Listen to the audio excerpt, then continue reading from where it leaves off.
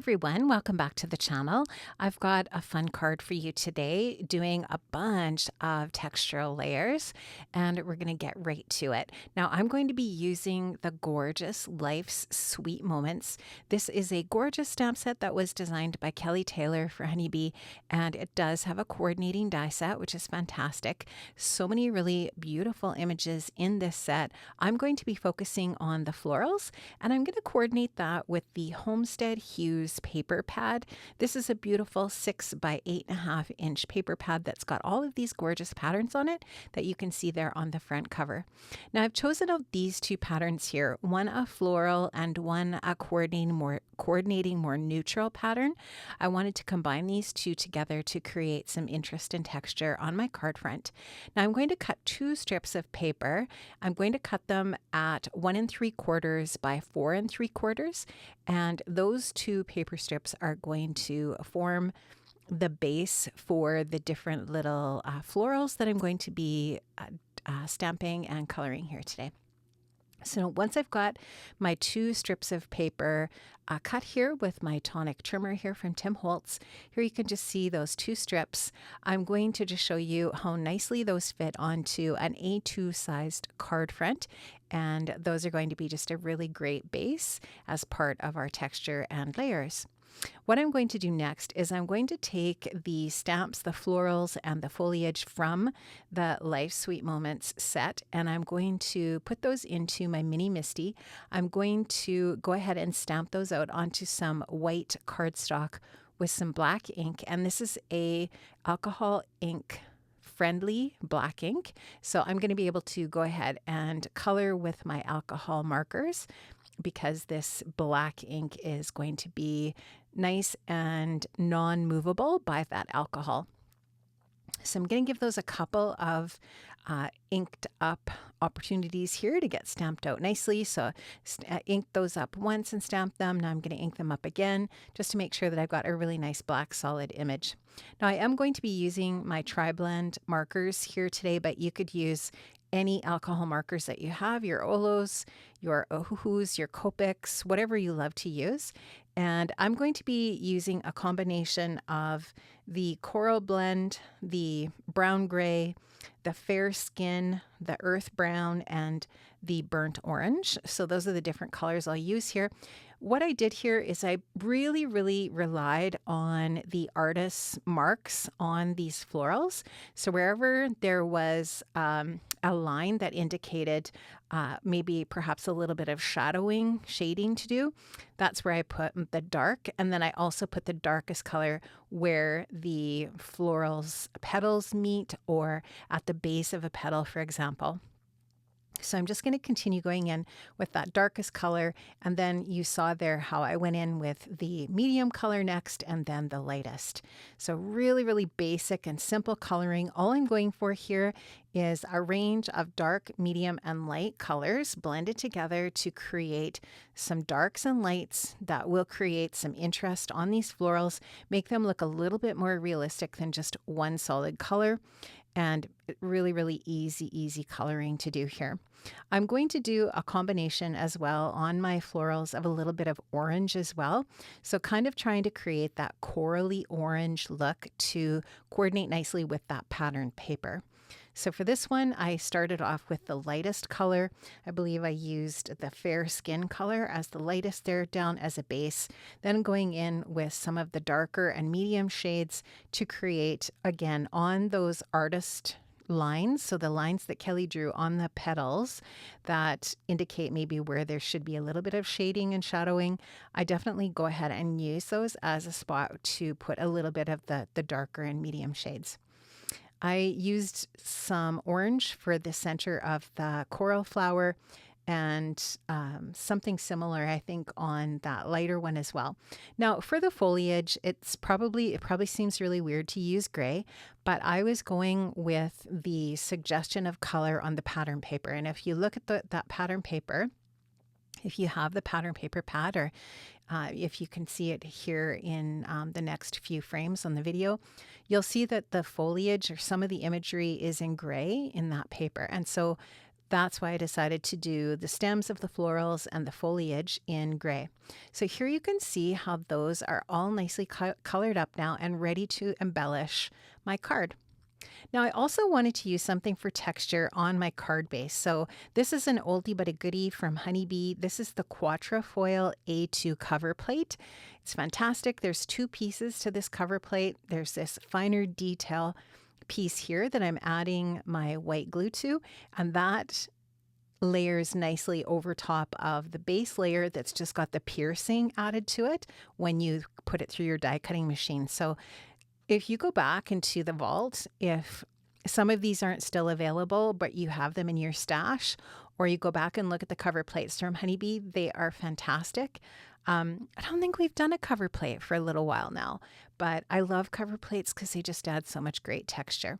Also really great, of course, are your embossing folders, but I really wanted to dig into my cover plate stash and grab something different this time. And I love this one. When this one first came out, I used it a ton, and I still really, really love this. So I'm going to go ahead and add this detailed piece over top of the pierced base.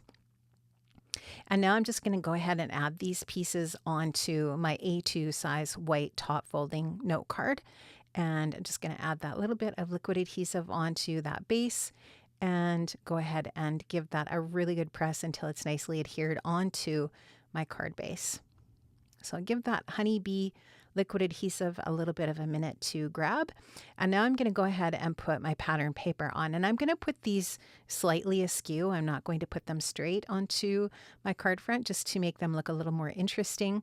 And love this pattern paper. I think it's so pretty with the brown and the orange. If you've been following fashion this fall, brown is really, really on trend.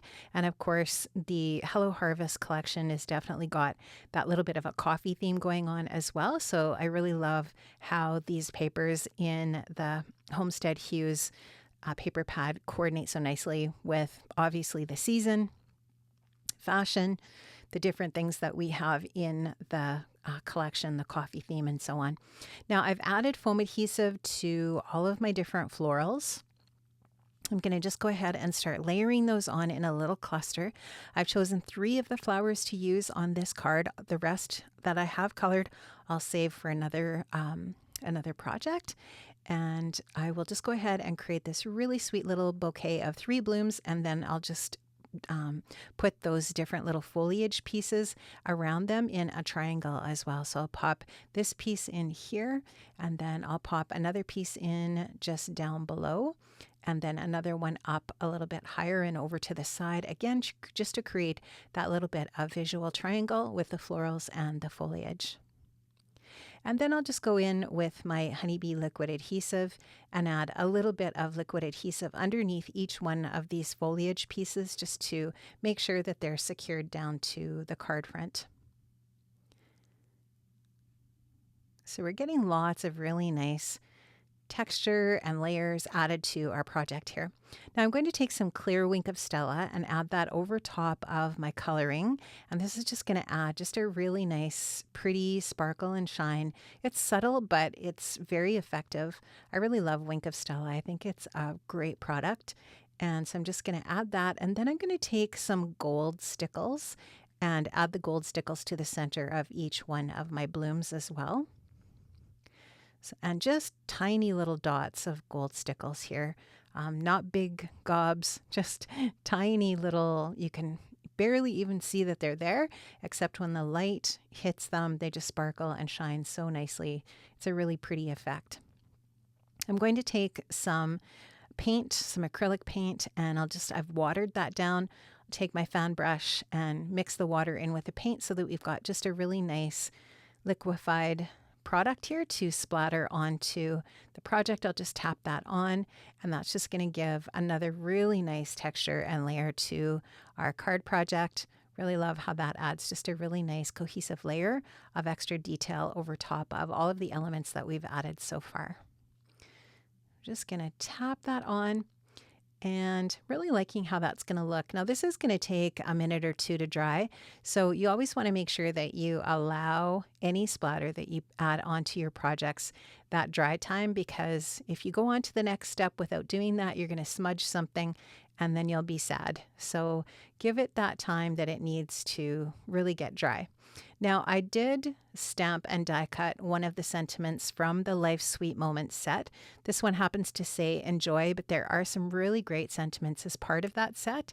And so not only does that set have beautiful images, but it's got some great sentiments, and they all have a coordinating die, which is fantastic. So I'm just adding a little bit of foam adhesive to the back of this. I'll just take my honeybee tweezers here and just going to kind of try to decide where I want this. There's lots of places that this could go, but I wanted to keep it tight into the cluster of florals. So this is a spot that I decide on, and I just love that.